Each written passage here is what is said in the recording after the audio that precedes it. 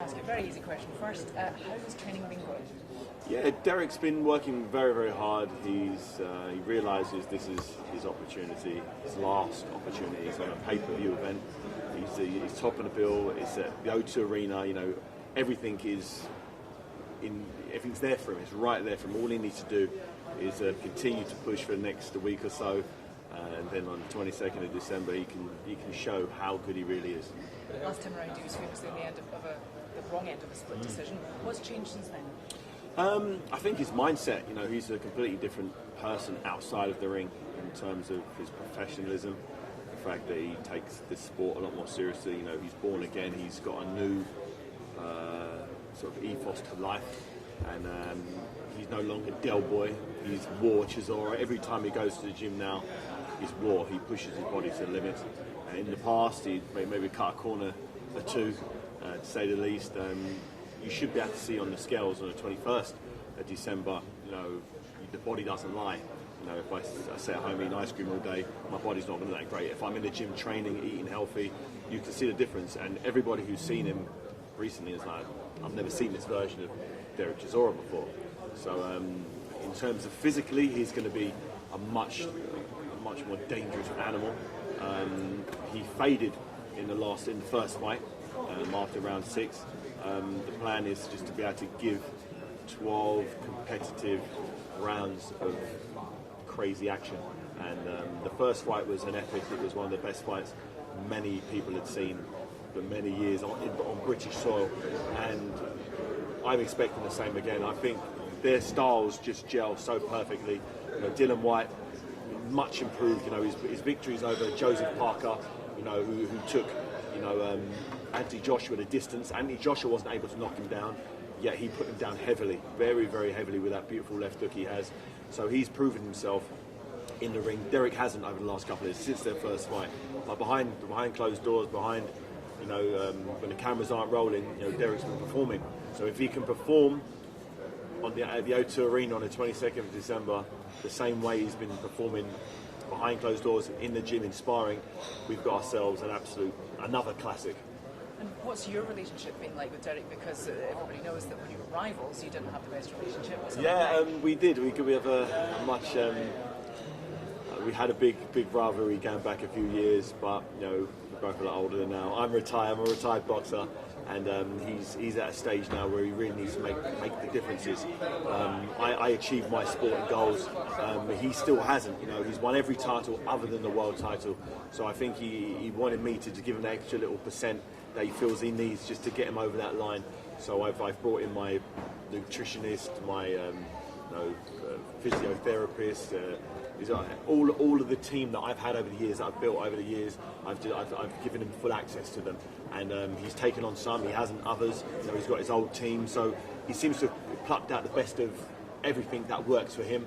And everybody who's seen him recently, who've known him for years, have all said the same thing, that he looks in the shape of his life, and he's going to need to, because Dylan Whyte has really improved, and he's probably one of the most improved boxers in world boxing today.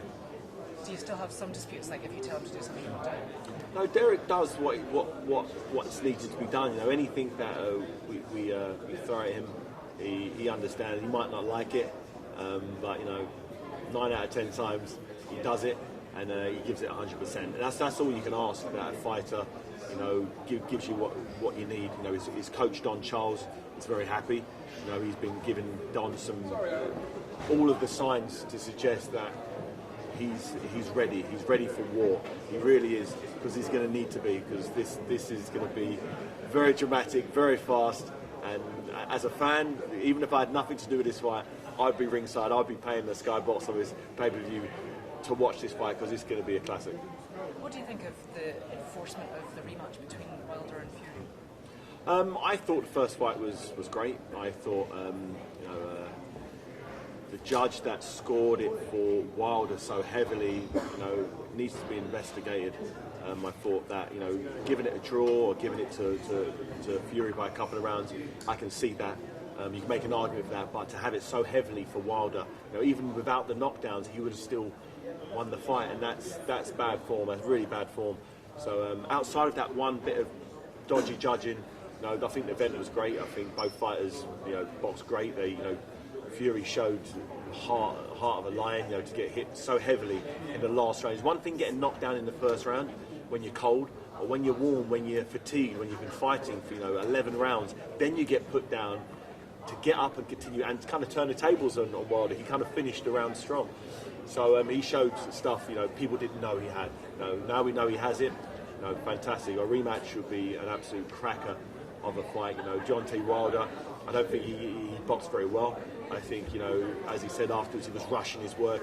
Maybe the big occasion got to him, whereas Tyson Fury has had those big occasions before. He went to Germany to fight Vladimir Klitschko and obviously famously won that fight. So he's used to travelling. He's used to sort of being the underdog, as he was in this fight. And that showed on fight night. And that could obviously affect Anthony Joshua because he has really good for April. If you weren't to get Wilder, what would you like to see happen for Joshua? For me, selfishly, I'd like to see the winner of Derek Chisora and Dylan Whyte fighting. They're talking already, or they have done over the last few months, about Dylan Whyte fighting on that April show in Wembley. But he's obviously got Derek Chisora to beat. If he can't beat Derek Chisora and Derek Chisora does a job on Dylan Whyte, he'll be the sort of mandatory. He'll be the number one in the division, knocking on the doors for the titles that AJ has. So for me, obviously, I'd love that fight for Chisora, but he's got a big job to get over before he can even think about that. But any one of the three top fighters, AJ, Wilder, and Fury, they're all arguably the best. You can make an argument for either of them being the number one. They need to start fighting each other, and to get a clear victor from Wilder and Fury will be a good start. And once we have that victor, we can then start looking at a complete unification fight, which the world want to see. Pleasure.